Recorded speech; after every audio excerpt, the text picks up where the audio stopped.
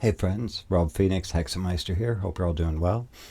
It's Sunday, October 5th. Tomorrow night is the super moon, so it should appear a little bit larger than normal. Um, Today I was doing some work out in the gardens, kind of like the last big cutback of the year and cleanup. So I went into the vegetable garden first and I cut back all the plants that, all the vegetable plants and such that have died. So I was cutting them all back, uh, tearing out the dead marigolds that I had planted around the vegetable garden, and then I moved on to the. I built a garden to attract bees and butterflies and pollinators, the pollinator garden. So that garden too, a lot of it was just seed, so just like annuals. But I did plant a couple perennials in there, but I cut everything back. I cut it all back because it was all just like dried up and dead. And as I was doing that, just kind of like the vibe of the season really hit me. Um, just that vibe of death. I know it sounds morbid, but I was like kind of thinking of death today. Not in like a weird self harmy kind of way, but in like um, the vibe of the season and how you can understand that the ancient people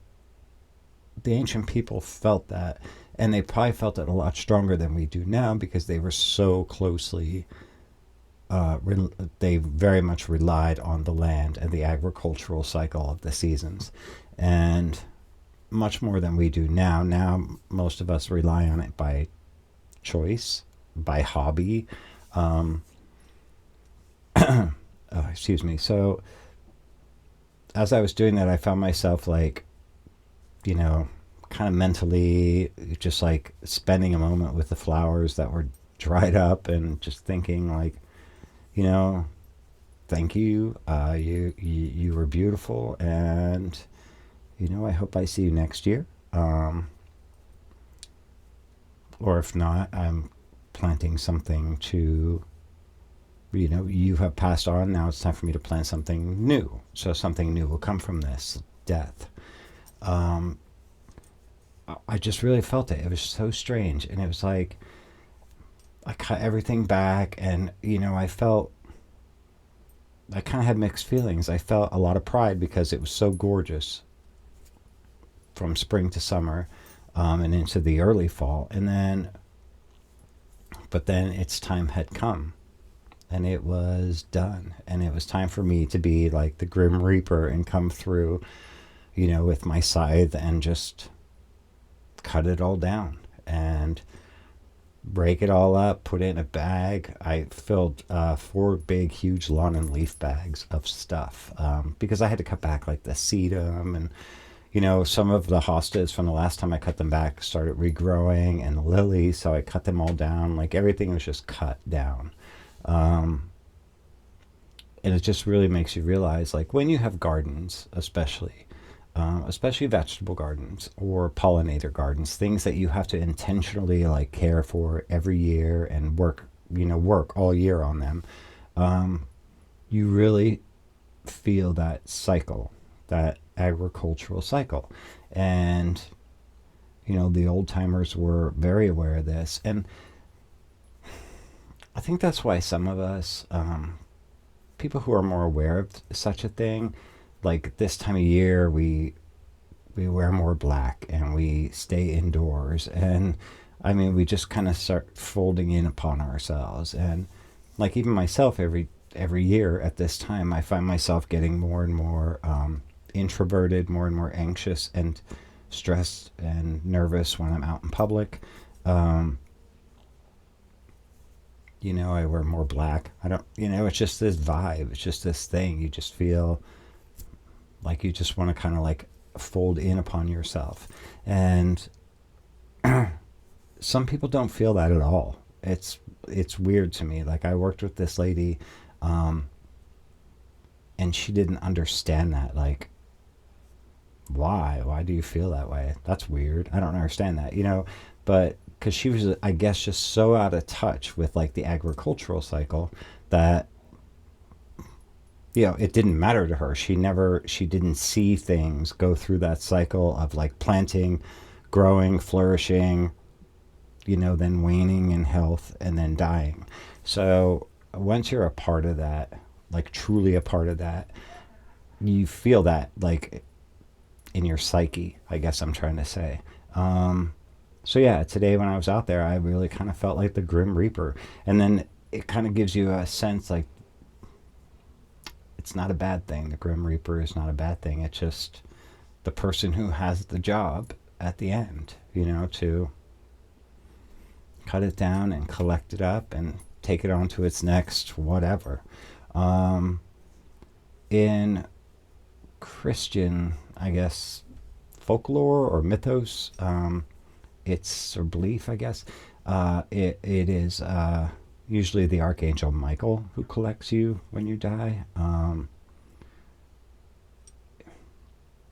In Pennsylvania Dutch, we have the two Saint Gertrudes, the one that tends to your soul when you're in purgatory, and not in a bad place purgatory, but when you're preparing to enter heaven. So yeah, I guess the point of this is that I understand, because I'm so locked into the agricultural cycle, and I just have a vegetable garden and various flower gardens. Basically, our property, as small as it is, we turned it into various gardens, and there's greenhouse and such with. So we see that very much, that cycle, that agricultural cycle, because we're very much in tune with it and a part of it. And we see that very much in our communities because we're in Pennsylvania Dutch country. So we see the farmers in the fields and everything, and we see that whole growth cycle. I don't know, just it gets you thinking about that, and it's like it makes you start thinking about death and such. And I mean, I'm one of them people that, I kind of listen to sad music sometimes, and more so this time of year. But I think this whole time of year, we're meant to be more introspective, more introverted, more in our homes, and resting and reflecting. And this harvest, things are getting cut back, and then the natural world is going to rest. And then we come into sort of the holiday season. Now, Thanksgiving can be nice, and it's okay. Like, I think it's actually kind of a great holiday. In the U.S., we have it. It's during our dark period, but we gather with friends or family, and we just have a nice meal. And, we think about the things that we're thankful for. And I think that's perfectly in tune with the season of death and rest. But then we have Christmas. And Christmas, the way we humans have made Christmas is so disruptive to that natural resting period. It's like being woken up at 3 o'clock in the morning, by horns and music and everything else, and then expecting to go through the rest of your day. It can be jarring. It's madness. It's just madness out in the stores, and the music and the lights and the colors and the gifts and the spending and spend and you're expected to like give with joy and receive with joy, and like there's food and cookies and junk and all this stuff, and it's like, don't get me wrong, I love Christmas, but it's extremely like disruptive, I think, to our psyche. And every year as I get older, I find myself more and more retreating a little bit from Christmas. Not that I'd ever give it up, because I do love it. I do love that vibe of Christmas Eve into Christmas Day. There's this like quiet moment on Christmas Eve where you can really feel the magic of the holiday and really feel like, I don't know, it's going to sound crazy, but like in tune and in touch with like that whole nativity. You know, and then Christmas Day comes and everybody opens their presents, and then you're like, it's a boring day. But anyway, so yeah, it's more of a time of, you know, retreat into yourself, and like, yeah, wrap yourself in that darkness if you want. Take a break from, you know, helping other people, because you need to help yourself during this period. You need to withdraw into yourself, find, you know, rest, recuperate, regenerate, and then when spring comes, you come back out and, you know, get to work and get back to helping other people. I